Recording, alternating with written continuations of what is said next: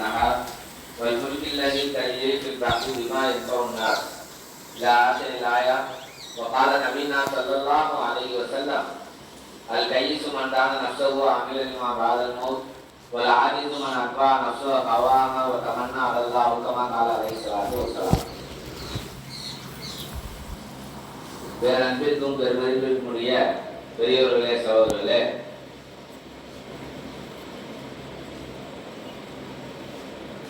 அல்லாஹ் இந்த மனித குலத்திற்கு ஒரே ஒரு பொறுப்பை, ஒரே ஒரு உணர்வை மட்டும் எதிர்பார்த்து படைத்திருக்கிறார். அந்த உணர்வு தான் அவனுடைய பொறுப்பு. அந்த உணர்வு தான் அவனுடைய பொறுப்பு.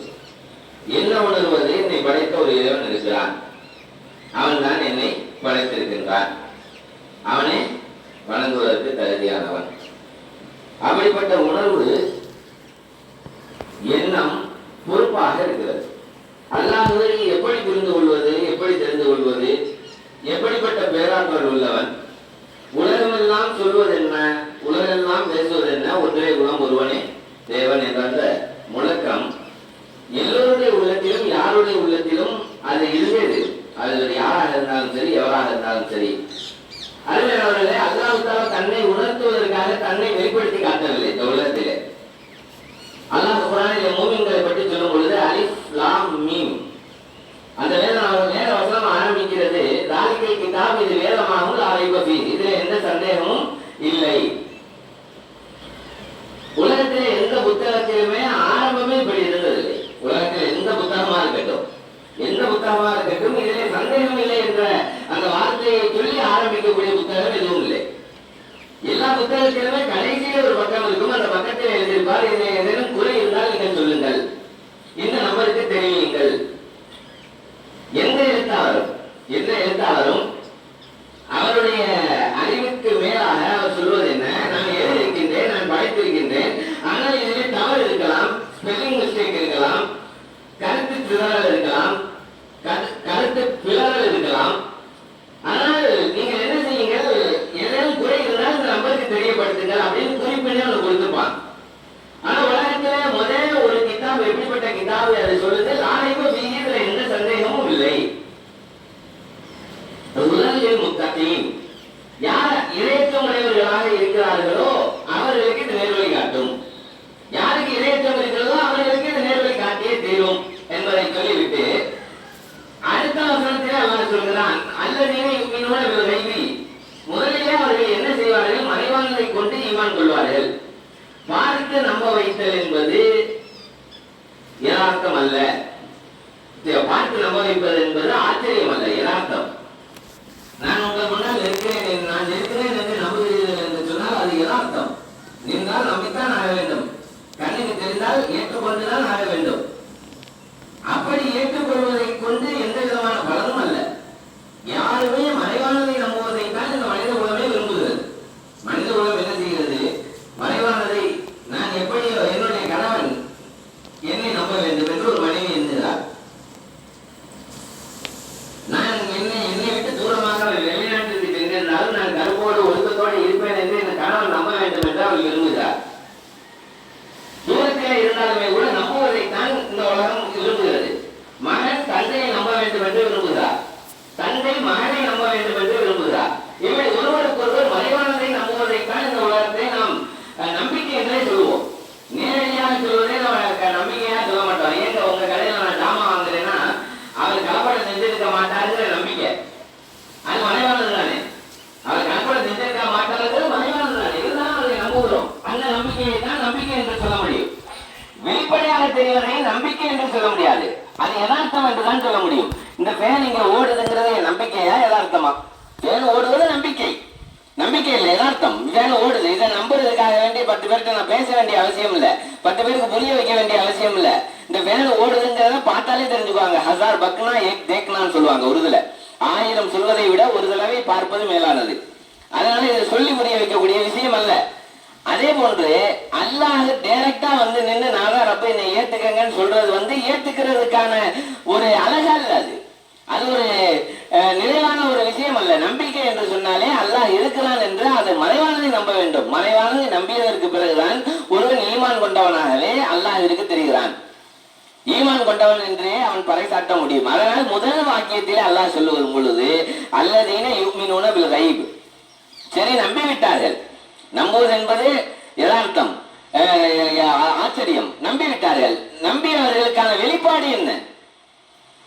நான் நம்பி இருக்கிறேன் என்று பறைசாட்ட வேண்டும் அல்லவா? ஏனென்று சொன்னால் அல்லாஹ் இந்த பூமியிலே மனிதனை படைக்கக்கூடிய சமயத்திலே சொன்ன வார்த்தை, இதுகால ரப்புகளில் மலாயிகத்தை இன்னி ஜாயிலும் ஃபில் அர்லி ஹலீஃபா, நான் இந்த பூமியிலே ஒரு ஹலீஃபாவை உருவாக்க போகிறேன். ஹலீஃபா என்று சொன்னாலே அர்த்தம் என்னவென்று சொன்னால் பிரதிநிதி, வெளியுறவுத்துறை அமைச்சர். நம்முடைய வார்த்தையில சொல்லும் பொழுது வெளியுறவுத்துறை அமைச்சர். அமெரிக்க வெளியுறவுத்துறை அமைச்சர் இந்தியாவிற்கு இருக்கிறார். அவர் எதை வெளிப்படுத்துவார்? அமெரிக்காவை வெளிப்படுத்துவார். இந்திய வெளியுறவுத்துறை அமைச்சர் அமெரிக்காவிலே இருப்பார். அமெரிக்காவிலே ஒரு வெளியுறவுத்துறை அமைச்சகம் இருக்கும். அந்த அமைச்சகம் இந்தியாவை பறைசாற்றும். இந்தியாவில் இருக்கக்கூடிய அமெரிக்க தூதரகம் அமெரிக்காவை பறைசாற்றும். அமெரிக்காவுடைய சார்பாகத்தான் அவர்கள் வந்திருப்பார்கள். இவர் இந்தியாவிலிருந்து சென்றால் இந்தியாவின் சார்பாகத்தான் சென்றிருப்பார்கள். அப்ப அந்த சார்பு நிலையை நோக்கித்தான் அந்த தூதரகம் அமைந்திருக்கும். மனிதனை அல்லாஹு தாலா சொல்லும் பொழுது ஹலீஃபா, இவர் ஒரு பிரதிநிதி. இவர் எதை வெளிப்படுத்துவார்? என்னை நம்பியதை வெளிப்படுத்துவார், என்னுடைய நம்பிக்கையை வெளிப்படுத்துவார். அப்படிப்பட்ட ஒரு தீவிராசியை தான் நான் படைக்க போகிறேன் என்று அல்லாஹு தாலா மலக்குமார்களிடத்தே சொல்கிறான். நான் ஒரு மனிதனை படைக்க போகிறேன் என்றோ அல்லது நான் ஒரு ஜீவனை படைக்க போகிறேன் என்று அல்லது ஒரு வித்தியாசமான ஒரு அமைப்பில ஒரு உருவத்தை உருவாக்க போகிறேன் என்றோ சொல்லவில்லை. நான் என்னை பறைசாற்றக்கூடிய ஒருவரை படைக்க போகிறேன். அவர் என்னை பறைசாற்றுவார். அப்ப அந்த ஆயத்தில் அல்லாஹ் சொல்லும் பொழுது சொல்கிறான், அருமையானவர்களே, பறைசாற்றுவது என்றால் என்ன? என்னுடைய நேர்மைக்கு பின்னால் அல்லாஹ், என்னுடைய உண்மைக்கு பின்னால் அல்லாஹ், என்னுடைய சிந்தனைக்கு பின்னால் அல்லாஹ், எது ஒன்றாக இருந்தாலும் அந்த ஒரு கேள்வியை உருவாக்கி அதனுடைய பதில் அல்லாஹ் என்று வரும். நீங்கள் பொய் சொல்லலாமே, சொல்ல மாட்டேன். ஏனென்று சொன்னால் யார் தடுத்திருக்கிறார்? அதை அல்லாஹ் தடுத்திருக்கின்றான். நான் லஞ்சம் வாங்க மாட்டேன். ஏன் லஞ்சம் வாங்க மாட்டீங்க? அல்லாஹ் தடுத்திருக்கின்றான். நான் மனைவியை துன்புறுத்த மாட்டேன். ஏன் துன்புறுத்த மாட்டார்? அல்லாஹ். அவர் பொய் சொல்ல மாட்டார். ஏன்? அல்லாஹ். அவர் செய்யக்கூடிய ஒவ்வொரு விஷயத்திலுமே ஏன் என்ற கேள்விக்கு பதிலாக அல்லாஹ் வர வேண்டும். அதான் கலிஃபா. எல்லாரும் இப்படி இருக்கும் போது நீங்க மட்டும் ஏன் பொய் சொல்ல மாட்டேங்கிறீங்க? அல்லாஹ் என்னை பார்த்துக்கிட்டு இருக்கான். ஆட்டு பாலை திருடி சாப்பிட எடுத்துக்கூட என்று சொல்லும் பொழுது உன்னுடைய எஜமான் தான் பார்க்கவில்லை என்று சொல்லும் பொழுது அந்த சிறுவன் சொன்னானே, எஜமான் பார்க்கவில்லை என்று சொன்னால் என்ன? அல்லாஹ் பார்த்து கொண்டிருக்கின்றான். இதுதான் கலிஃபா. கலிஃபா என்று சொன்னாலே அல்லாஹ் பார்த்து கொண்டிருக்கிறான். அல்லாஹ்விற்காக நான் இதை செய்கிறேன். என்னுடைய செயலிலே அல்லாஹ் இல்லை என்று சொன்னால் பெரியவர்களே சகோதரர்களே, அல்லாஹுடைய கோபம் தான் அதிலே வருகிறது. அல்லாஹ்விற்கு மாறு செய்வது என்பது என்ன? நம்முடைய செயலுக்கு பின்னால் அல்லாஹ் இல்லை. அல்லாஹ் பாதுகாக்க வேண்டும். நபி ஸல்லல்லாஹு அலைஹி வஸல்லம் அவர்கள் சொன்னார்கள், ஒவ்வொரு தடவையும் அவர்கள் இஸ்லாமிய அழைப்பு பணிக்காக செல்லும் பொழுது சஹாபாக்களை பார்த்து சொன்ன வார்த்தை, உங்களுடைய உள்ளத்திலே உங்களுடைய திறமை, உங்களுடைய வீரம் முன் நின்று விட வேண்டாம். உங்களுடைய வீரத்துக்காக வேண்டி நான் போறேன். நான் என் வீரத்தை தான், ஒருத்தர் சொன்னாரு, என்னுடைய வீரத்துல தான் இது நடந்துச்சுன்னு சொன்னேன். இவர் நரகவாதின்னு சொல்லிட்டாங்க. நபி ஸல்லல்லாஹு அலைஹி வஸல்லம் என்ன சொல்லிட்டாங்க? இவர் நரகவாதி. ஏன்னா இவருடைய வார்த்தையில என்னுடைய வீரம், என்னுடைய கோலம், என்னுடைய கோத்திரம் தான் வந்துச்சே தவிர ரப்புங்கிற அந்த வார்த்தை வரல. அந்த ரப்புங்கிற வார்த்தைக்கு பின்னாடி தான் எல்லாமே. என்னுடைய செயல்பாடுகளிலே அல்லாஹ் தெரிகிறானா இல்லையா? என்னுடைய சிந்தனையிலே அல்லாஹ் தெரிகிறானா இல்லையா? என்னுடைய பலத்தையும் என்னுடைய அதிகாரத்தையும் காண்பிப்பதல்ல தீன். தீன்கிறது மறைவானதை நம்பி அல்லாஹுவை ஏற்றுக்கொள்ளக்கூடிய அந்த பக்குவத்திலே என்னுடைய செயல்பாடுகளிலே அல்லாஹ் வெளிப்படக்கூடிய விஷயம்தான். அதிலே புதன்மையானது அல்லதீன யுகீமூன ஸலாத்த, அவர்கள் தொழுகையை நிலைநாட்டுவார்கள். அடுத்து அல்லாஹ் சொல்லுகிறான், வ மிம்மா ரஸக்னாஹும் யுன்ஃபிகூன், நாம் என்ன கொடுத்தோமோ அதிலிருந்து செலவு செய்வார்கள். இன்னைக்கு செலவுண்டாலே யாரையாவது ஒரு ஆளை தான் நம்ம மைண்ட்ல வருது. பள்ளியாசலுக்கு செலவு செய்யறது அல்லது வேற ஏதாவது செலவு செய்யறதுன்னா மேலூர்ல போய் அவரை பாருங்க, இவரை பாருங்க. ஏன்னா அவர் தான் அல்லாஹ் தஆலா பொறுப்பு கொடுத்து அவர் தான் செலவு செய்யணும்னு அனுப்பிச்ச மாதிரி நினைச்சுக்கிறோம். அவருக்கு தான் காசு இருக்கே, பணம் இருக்கே, செலவு செய்வது என்பது மிம்மா ரசக்கனாகவும் இன்ஃபிக்கும், நாம் என்ன கொடுத்தோமோ அதுல இருந்து செலவு செய்வாங்க. இவர் 100 ரூபாய் சம்பாதிக்கிறாருன்னா அதுக்காண்டி அவர் செலவழிக்க தகுதியற்றவராக ஆகிவிடுவதா அல்ல. அப்படிப்பட்ட இடத்துக்கு அவர் வரப்போறது அல்ல. அவருக்கு 100 ரூபாய் இருக்குன்னா அந்த 100 ரூபாயில 2 ரூபா அவரால் கொடுக்க முடியும்னா கொடுக்கறது அவர் மேல பொறுப்பு. 1000 ரூபாய் இருந்தா 200 ரூபாய் கொடுக்க முடியும்னா கொடுக்கறது அவருக்கு பொறுப்பு. லட்சம் ரூபாய் இதுல எவ்வளவு சம்பாதிக்கிறாருன்னு நோக்கம் இல்ல, என்ன சம்பாதிக்கிறாரோ அதுல இருந்து என்ன செலவு செய்யறாருங்கிறது தான் நோக்கம். எவ்வளவு கொடுக்கிறாரு அது நோக்கம் இல்லை, எவ்வளவு சம்பாதிக்கிறார் நோக்கம் இல்லை, எவ்வளவு ஏக்கர் நல்லா இருக்குங்கிறது நோக்கம் இல்லை. இவர் சம்பாதிக்கிறதுல இருந்து எவ்வளவு கொடுக்கிறார், அந்த கொடுக்கக்கூடிய தன்மை ஈமானின் வெளிப்பாடுன்னு சொல்றாங்க. அப்படி கொடுக்கக்கூடிய தன்மை வந்து விட்டாலே நிறைய பேர் நினைச்சுக்கிறோம் நம்ம தான் ஏழையா இருக்கமே, நமக்கு சதக்கா செய்யறது பொறுப்பு இல்லையே. அப்படி அல்ல, உங்களை விட ஏழை, உங்களை விட ஏழையாக ஒருவரை அல்லாஹ்வுத்தாலா உருவாக்கித்தான் வைத்திருக்கின்றார். யாருக்கு யார் எல்லாருடைய பார்வையிலையும் ஏழை வித்தியாசப்படும். நம்ம மேலூர்லயே மிகப்பெரிய தனவந்தர் ஒருத்தர் அம்பானிக்கு முன்னாடி ஏழையாத்தான் செய்வார். மேலூர்லயே பெரிய தனவந்தர்னு நம்ம ஒருத்தர சொல்றோம், இவர்கிட்ட 100 கோடி ரூபாய் சொத்து இருக்குன்னு சொல்றோம். அம்பானியுடைய சொத்து 1,64,000 கோடி. 1,64,000 கோடி வச்சிருக்கிறவருக்கு 100 கோடி வச்சிருக்கிறவர் யாரு? ஏழை. நம்முடைய பார்வையில 100 கோடி வச்சிருக்கிறவரு பணக்காரரு, அப்படிதானே? இந்த 100 கோடி ரூபாய் வச்சிருக்கிறவருக்கு 10 கோடி ரூபாய் வச்சிருக்கிறவரு ஏழை, நமக்கு பணக்காரரு. கடைசியா யாரு பணக்காரரு அப்படின்னு சொன்னா கடைசியா ஒவ்வொருத்தருக்கு அஜரத்துக்கு மேல உள்ளவர் அவள்லாம் கடைசியா என்ன நினைப்போம், நமக்கு மேல இவர் பணக்காரரா இருக்காரு அப்படின்னு நினைப்போம். ஆனா ஒவ்வொரு ஆளுக்கும் ஏழைகள் என்ன செய்யப்படும், வித்தியாசப்படும். ஆனால் அல்லாஹ்வுடைய பார்வையிலே எல்லாருமே பணக்காரங்க தான். அல்லாஹ்வுடைய பார்வையிலே யாரெல்லாம் சம்பாதிக்க முடியுமோ, யாருக்கெல்லாம் செல்வம் வருமோ அவங்க எல்லாமே பணக்காரங்க. ஏன்னா செல்வம் இல்லாம யாருமே, ஒருத்தர் ரேஸ் அரிசி தான் வாங்குறார், அவர் காசே இல்லை, பணம் இல்லை, ரேஸ் அரிசி 20 கிலோ வருது. இந்த 20 கிலோல என்ன சதக்கா செய்யறாரு, அதுதான் அவருக்கு என்னன்னா 20 கிலோ அவருக்கு வருது, அதுல ஒரு 2 கிலோ அவரால் சதக்கா செய்ய முடியும்னா 2 கிலோ சதக்கா செய்யணும். அப்ப இதுல என்ன கொடுக்கப்படுகிறதோ அதிலிருந்து செலவு செய்யக்கூடியதுதான் ஈமானுடைய தன்மை என்பதாக அல்லாஹ்வுத்தாலா பறைசாட்டுகிறார். அருமையான பெரியவர்களே, சோதரர்களே, அப்படிப்பட்ட ஒரு அற்புதமான ஒரு வாழ்க்கையை யார் வாழ ஆரம்பித்து விட்டார்களோ அங்கே ஒளிமயமான சூழ்நிலை உருவாகிவிடும். இப்ப அல்லாஹ்வை முழுமையாக நம்பி அல்லாஹ்விற்காக வேண்டிய வாழக்கூடிய ஒரு பக்குவத்திற்கு அந்த நேர்மையையும் அந்த உண்மையையும் ரப்புக்காக வேண்டிய பறைசாற்றி, நான் என்னால இதை ஏமாத்த முடியும், ஆனா நான் ஏமாற மாட்டேன், நான் ஏமாத்த மாட்டேன். ஒரு மூமின் ஏமாறவும் மாட்டார், ஏமாத்தவும் மாட்டார். அவர் ஏமாத்துறது அவருடைய அந்த அழகான பண்பு அல்ல. அப்படி ஏமாத்துறதுக்கு இஸ்லாம் என்ன செய்யல, வடிவமைக்கல. இல்ல ஜி, நாம முஸ்லிம்களை தானே ஏமாத்தக்கூடாது, மாற்றார்களை சுத்தமா ஏமாத்தக்கூடாது. முஸ்லிம் அவரு இவர் எல்லாம் கிடையாது. இந்த ஏமாத்துறது யாரா இருந்தாலுமே, அநியாயம் செய்யப்பட்டவர் யாரா இருந்தாலுமே அல்லாஹ்வுத்தாலா அவருடைய குரலை கேட்கிறேன் என்று சொல்லுகிறான். அது யாராக இருந்தாலும் சரி, எந்த மதத்தினராக இருந்தாலும் சரி, அவரின் மீது அநியாயம் செய்யப்படுவது நமக்கு ஆதரவான அல்ல, அது ஹலால் அல்ல. அவங்களுக்கு உதவி செய்வது நம்ம மீது பொறுப்பு. எல்லோரோடும் சேர்ந்து வாழ்வது நம்முடைய பொறுப்பு. எல்லோரையும் அரவணைப்பது நம்முடைய பொறுப்பு. எல்லோரோடும் இணைந்து போவது நம்முடைய பொறுப்பு. எல்லாருடைய கஷ்ட நஷ்டங்களில் பங்கெடுப்பது நம்முடைய பொறுப்பு. யாருமே யாரையுமே இதை பார்த்து அதை பார்த்து ஹஸரத் உமர் ரலியல்லாஹு அன்ஹு அவர்களுடைய வரலாறை படித்ததற்கு பிறகு, அருமையான பெரியவர்களே, சகோதரர்களே, நீதி அரசர் உமர் என்ற ஒரு புத்தகம் இருக்கிறது. வாய்ப்பு இருந்தால் அதை நீங்கள் என்ன செய்யுங்க, நாகரிகத்தின் தந்தை உமர் என்ற அந்த தலைப்பிலே வாய்ப்பு இருந்தால் வாங்கி படியுங்கள். அற்புதமான வரலாறு. உமர் ரலியல்லாஹு அன்ஹு அவர்களுடைய பார்வை, அவருடைய ஆட்சி எப்படி இருந்தது, உமர் ரலியல்லாஹு அன்ஹு ஆட்சி பொறுப்பிலே ஏற்றதற்கு பிறகு அவர்கள் சொன்ன வார்த்தை, என்னுடைய ஆளுமைக்கு கீழே எந்த நிலங்கள் எல்லாம் இருக்கிறதோ அந்த நிலத்தில் உள்ள பாம்புகளுக்கும் தேள்களுக்கும் அங்கே இருக்கக்கூடிய குருவிகளுக்கும் நான் கலீஃபாவாக இருக்கிறேன். ஒரு குருவி தண்ணி தாகம் இல்லாமல் இறந்தால் அதற்கு நான் பொறுப்பாவேன். குருவிக்கு தண்ணி கிடைக்காம அது மௌத்தா போச்சுன்னா நான் அல்லாஹ்ட்ட பதில் சொல்லணும். இது அவருக்காக வேண்டிய பொறுப்பு அல்ல, ஒவ்வொரு மூமினுக்கான பொறுப்பு. நம்ம தோட்டத்தை சுத்தி, நம்ம வீட்டை சுத்தி 4 சிட்டுக்குருவி சுத்திக்கிட்டு இருக்கிறத பாத்தீங்கன்னா உங்களுக்கு பொறுப்பு ஒரு தட்டையில தண்ணி எடுத்து அதுக்கு வச்சிடணும், தண்ணியை கொண்டு குடிக்கணும். நான் அப்படி வச்சேன், என்னுடைய வீட்டுல அப்படி செய்யாதே சொல்லுவார் அல்ல, செஞ்சுதான் சொல்லணும். ஒரு தட்டுல வச்சா அல்லாஹ்வுடைய கிருபையில குருவியும் நாங்களும் சேர்ந்து ஒன்னா வாழ்ந்துகிட்டு இருக்கோம். குருவியும் நாங்களும் ஒன்னா சேர்ந்து வாழ்ந்துகிட்டு இருக்கோம். அதுதான் அங்கே அதனுடைய அடிப்படையில் அது ஒரு 5 தலைமுறை வீட்டுல வாழ்ந்துகிட்டு இருக்கு. அதனுடைய அடிப்படையில குருவிக்கு 7 வருஷம் தானே சொல்றாங்க. குருவிக்கு 3 3 வருஷம் தான் சொல்றாங்க. ஒரு குருவியுடைய ஆயுட்காலம் 3 வருடம். சில பேர் என்ன சொல்றாங்க 2 வருடம் தான். அப்படின்னா 7 தலைமுறையா என்ன செஞ்சுக்கிட்டு இருக்கு, வாழ்ந்துகிட்டு இருக்கு. அப்ப குருவிக்கு கூட நம்முடைய இரக்கம் போய் சேர வேண்டும். எது விஷஜந்துக்களோ அதை கொள்வது எதற்காக? அந்த விஷஜந்துவின் மீது உள்ள கோபம் இல்லை, அதனால் ஏற்படக்கூடிய பாதிப்புக்காக வேண்டி. அதுவும் ஒரு இரக்கம் தான்.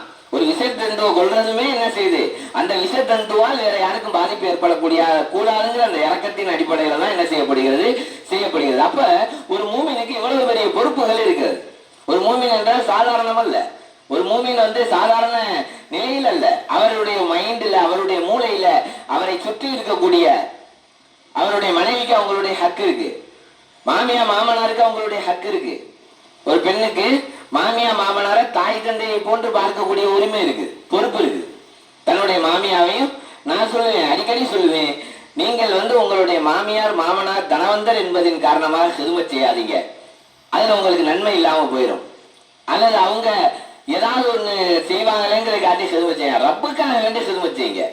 ரப்புக்காக வேண்டி அல்லாஹ் தஆலா எனக்கு இதன் மூலமா பொருத்த கொடுப்பான். நான் இன்னும் என் மாமனாருக்கு தோசை சுட்டேன்னா யாரெல்லாம் என்னை கியாமத் நாள்ல இப்படி நிக்க வச்சிடாத, அதுக்காண்டி நான் நின்று சொல்றேன்னு எந்த பெண்மணி செய்யறாங்களோ அந்த பெண்மணிக்கு பறக்கத்திற்கு நன்மை இருக்கு. அப்ப யாருக்கு அதே போல கணவனுக்கு மனைவி மேல கடமை இருக்குது, மனைவிக்கு கணவன் மேல கடமை இருக்குது. மனைவியை பற்றி கணவன் கிட்ட கேள்வி கேட்கப்படும். மனைவிக்கு உண்டான ஹக்குகளை நிறைவேற்றுறது, அவங்களுடைய தேவைகளை பூர்த்தி செய்யறது, அவங்களை ஆரோக்கியமாக வைத்துக் கொள்வது, அவர்களை சந்தோஷமாக வைத்துக் கொள்வது. பிள்ளை மேல தந்த தகப்பனுக்கு கடமை இருக்கு. அந்த பிள்ளையுடைய ஒழுக்கத்தில, அந்த பிள்ளையுடைய வளர்ப்புல, அந்த பிள்ளையுடைய நேர்மையில பொறுப்பு இருக்குது. இப்படி ஒவ்வொரு ஆளு மேலையும் குல்லுக்கும் ராயின், ஒரே வார்த்தையில நபி ஸல்லல்லாஹு அலைஹி வஸல்லம் சொல்லிட்டு போயிட்டாங்க, குல்லுக்கும் ராயின், உங்களில ஒவ்வொருவரும் பொறுப்புதாரி. உங்களுடைய பொறுப்பை பற்றி நீங்கள் கேட்கப்படுவீர்கள். அருமையான பெரியவர்களே சொல்ல, அப்போ அப்படிப்பட்ட ஒரு பொறுப்போட, அப்படிப்பட்ட ஒரு ஆனந்தத்தோட, அப்படிப்பட்ட ஒரு எண்ணத்தோட நம்ம வேலை செய்ய ஆரம்பிச்சிட்டோம், நாம உழைப்பு செய்ய ஆரம்பிச்சிட்டோம், நம்முடைய அகலாக்குகளை மாத்திக்கிட்டோம். ஏன்னா மனிதன் மாறக்கூடியவன் தான். மனிதன் நினைச்சா என்ன செய்யலாம், மாறலாம். நினைச்சா தன்னுடைய உள்ளங்களை பரிசுத்தப்படுத்திக்கலாம். கொஞ்சம் அஃப்லஹ மன் தஸக்கா, அல்லாஹ் குர்ஆனிலே சொல்லுகிறான் அல்லவா, யார் உள்ளத்தை பரிசுத்தப்படுத்தி கொண்டாரோ அவர் வெற்றி பெறுவார். அப்ப பரிசுத்தப்படுத்தணும்னா என்ன செய்யறதுனால யோசிக்கணும். 60 வயசு வாழ்றான், 80 வயசு வாழ்றான், இது இல்ல அவார்டு அல்ல, அவார்டுக்கான வாழல. என் உள்ளத்தை பரிசுத்தப்படுத்துறதுக்கு நான் ஏதாவது யோசிச்சேனா, லைஃப்ல ஒரு தடவையாவது நான் சிந்திச்சு பார்த்திருக்கேனா, என் உள்ளத்துல என்ன கசடு இருக்குன்னா நான் கண்டுபிடிச்சிருக்கேனா, எப்படி பாடியை செக்அப் பண்ற சொல்றாங்கல்ல, என்ன வியாதி இருக்குன்னு சொல்லி எம்ஆர்ஐ ஸ்கேன் எடுத்து எல்லாத்தையும் பாக்குறாங்களா இல்லையா, அது மாதிரி உள்ளத்தை ஸ்கேன் பண்ணி பாக்குறது ஒவ்வொரு மூமெண்ட்டுக்கும் கடமை. ஏன் உள்ளத்தை நான் ஸ்கேன் பண்ணி பார்க்கணும்? நான் பயான் பேசுறேனே, நான் இவ்வளவு சொற்பொழிவு செய்யறேனே, அதனால நான் ஸ்கேன் பண்ணாம இருந்தேன்னா நான் குற்றவாளியா தான் இருப்பேன். நான் ஸ்கேன் பண்ணி பார்க்கணும். நான் பேசுவதெல்லாம் செய்கிறேனா, என்னுடைய வாழ்க்கையில் அது வெளிப்பட்டிருக்கா, என்கிட்ட அது இருக்குதா, அது இல்லைன்னா அதை எப்படி கொண்டு வர்றது, என்னுடைய உள்ளத்துல என்ன மாற்றம் ஏற்படணும் அப்படிங்கிற அந்த ஸ்கேனிங் சிஸ்டம் வந்துருச்சு அப்படின்னு சொன்னா, அருமையான பெரியவர்களுடைய சொல்ல பெரிய மாற்றங்கள் என்ன செய்யும், நம்முடைய வாழ்க்கையிலையும் உண்டாகும், நம்முடைய கபரும் பிரகாசமாகும். இந்த ஊர்ல வாழ்ந்தவர்கள் எல்லாம் இப்ப 200 வருஷத்துக்கு முன்னாடி இந்த சின்னாரம்பட்டியில வாழ்ந்தவர்கள் எங்கே இருக்கிறார்கள்? 200 வருடம் கழித்து நாம் எங்கே இருப்போம்? 100 வருஷம் வாழணும் எல்லாருமே, ஒரு நியத்தே வச்சுக்கோம். 150 வருஷம் நமக்கு போர் அடிச்சிடும். இந்த உலகமே அப்படிப்பட்டதுதான். ஒரு குறிப்பிட்ட காலத்துக்கு அப்புறம் இந்த உலகத்துல வாழ்றதே வெறுத்துரும். ஒரு குறிப்பிட்ட லெவல் வரைக்கும் தான் இந்த உலகத்துல அந்த இளமை, அந்த துடிப்பு, அந்த வேகம் இதெல்லாம் இருக்கும் போது இந்த உலகம் நமக்கு ருசியா தெரிய வைக்கும். எப்ப நாக்குல ருசி செத்து போச்சோ, எப்ப உடம்புல வலி இறந்து போச்சோ, இந்த உலகத்தை விட்டு எப்ப போறது? நான் ஒரு வயசான அம்மாவுக்கு ஓதி பார்ப்பேன். அந்த அம்மா யாராவது மவுத்துன்னு சொன்னா ரொம்ப சந்தோஷமா, சரி அவங்க எல்லாம் போயிட்டாங்களே, எனக்கு ஒன்றும் வர மாட்டேங்குது. அவங்க போய் ஏதாவது அவருக்கு லாட்ரி விழுந்தா எவ்வளவு சந்தோஷப்படுறோமா, அது மாதிரி சந்தோஷப்பட ஆரம்பிச்சிட்டாங்க. மவுத்தை கேட்டு பயப்படுறத விட்டுவிட்டு, அவங்களுக்கு மவுத்து வந்துருச்சே எனக்கு வரலையே, அவங்களுக்கு கிடைச்சிருச்சு எனக்கு கிடைக்கலையே, இப்படி சொல்ல ஆரம்பிச்சுட்டாங்க. அப்ப மவுத்துங்கிறது ஒரு டயத்துக்கு மேல நமக்கு ஆசைப்படக்கூடிய ஒன்றாயிரும்.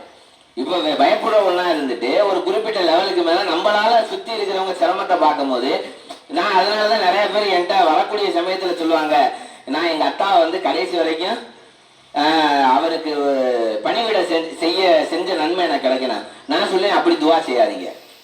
தாய் தந்தையருக்கு பணிவிட செய்யணும் அப்படின்னு துவா செய்யாதீங்க. யாரெல்லாம் கடைசி வரைக்கும் தாய் தந்தையர்களை கைகால் சுகத்தோட வச்சு கைகால் சுகத்தோட மௌத்தா போகணும்னு துவா செய்யுங்க. அதானே நல்ல துவா. அவர் ஒண்ணுமே முடியாம போய் பெட்ல இருந்து இவர் மலர்ந்தெல்லாம் அள்ளி இப்ப அல்றத வந்து நம்ம இப்ப என் மையன் எனக்கு அல்றதுக்கு தயாரா இருந்தாலுமே எனக்கு அது சகிக்காதுல.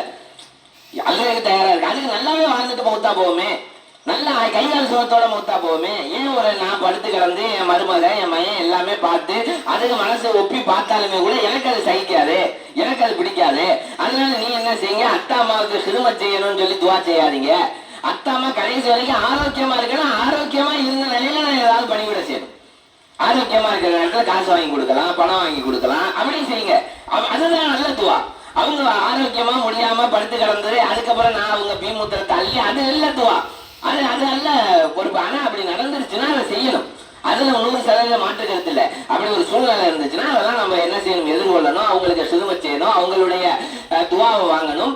ஆனால் நம்முடைய உள்ளம் என்னவாக இருக்குன்னு யாரெல்லாம் அப்படிப்பட்ட நிலையை என்ன செய்யாத, உண்டாக்காத. என்னுடைய தாய் தந்தையில கடைசி வரைக்கும் அவங்களுடைய தேவைகளை அவங்களே பூர்த்தி செய்யற மாதிரி, அவங்களே மலங்கலத்தை அவங்களே சுத்தம் பண்ணிக்கிற மாதிரி ஒரு நிலையில இருந்து அவங்களை நீ என்ன செய்வோன்ட்ட கூப்பிட்டுக்க. இப்படிங்கிற துவா தான் ஒரு மகன் தந்தை தாய்க்கு செய்யக்கூடிய ஒரு அற்புதமான துவா. செய்யலாமா இன்ஷா அல்லாஹ்? அப்ப அப்படிப்பட்ட ஒரு நிலையை நாமளும் நமக்கும் என்ன செய்யணும், உருவாகணும். நாமளும் துவா செய்யணும், யாரெல்லாம் என்னை கடைசி வரைக்கும் யார்கிட்டையும் மொர்த்தாஜ் ஆகாத அளவுக்கு. யா கவியும் யா கவியும் நீங்க ஓதிக்கிட்டே நீங்க 313 தடவை டெய்லி யா கவியும் ஓதிக்கிட்டே நீங்க 313 தடவை மௌத்து வரைக்கும் இன்ஷா அல்லாஹ். யாருடைய உதவி இல்லாம நம்மளே வாழ்ந்து மௌத்தா போயிடும். யாருடைய உதவியும் வேணாம், யாரும் என்னை தூக்கி உட்கார வைக்க வேணாம், யாரும் என்னை தூக்கி சுமக்க வேணாம். நானே ராஜா மாதிரி வாழ்ந்து ராஜா மாதிரி கம்பீரமா இருந்து ராஜா மாதிரி என்ன செய்வேன், மௌத்தா போவேன். அப்படிங்கிற இதெல்லாம் வந்து அமல்கள்ல உள்ள விஷயம். அல்லாட்ட இதை கவியும் ஓத முடியாட்டாலும் நாம ஒவ்வொரு தடவை உள்ளத்துல துவா செய்யறதுன்னா நிறைய பேர் நினைச்சுக்கிட்டோம் பள்ளிவாசல்ல வந்து ஒளி செஞ்சுட்டு 2 ரக்காயத்து தொழுது அப்படி கையேந்தினாத்தான் துவா. அப்படி இல்லை, பைக்கில் போகும்போது அல்லாட்ட பேசலாம், ரோட்ல நடந்து போகும்போது என்ன செய்யலாம், அல்லாட்ட பேசலாம். அல்லாட்ட பேசுறதுக்கு இடம் அல்ல, எல்லாமே மஸ்ஜித் தான். பாத்ரூம்ல பேசக்கூடாது, ஏன்னா பாத்ரூம் ஒரு அசுத்தத்தை நிறைவேற்றக்கூடிய இடங்கிறதுனால, மனநலம் கழிக்கிறதுனால அந்த இடத்துல துவா ஓதிட்டு போகணும், துவா வெளியே வந்துட்டு துவாவை ஓதிக்கணும். அந்த இடத்தை தவிர மற்ற எந்த இடத்துலையுமே என்ன செய்யலாம், அல்லாவோட பேசலாம். அதனால ரோட்ல போகும்போது பேசணும். அதான் அல்லாஹால எப்படி செய்யறான், அல்லாஹோடு உரையாடலாக இருக்கக்கூடிய துவாவை தான் அல்லாஹ் விரும்புகிறான். நான் இப்ப அத்தாட்ட பேசுற மாதிரி, அத்தா மயன்கிட்ட பேசுற மாதிரி பேசணும் அல்லாட்ட. யாரெல்லாம் இப்படி இருக்கு, என் மயன் பாரு இவ்வளவு சிரமப்பட்டுக்கிட்டு இருக்கேன், என்ன பண்றதுன்னு தெரியல, அவனுக்கு ஏதாவது ஒன்ன பார்த்து முடிச்சு விடு, அவன் வியாபாரம் சரியா இல்லாம இருக்கு, டல்லா இருக்குது. இப்படி அல்லாட்ட என்ன செய்யணும், போற போக்குல ரோட்ல நடந்து போகும்போது பேசிக்கிட்டு போகணும். அதுவுமே துவா தான்.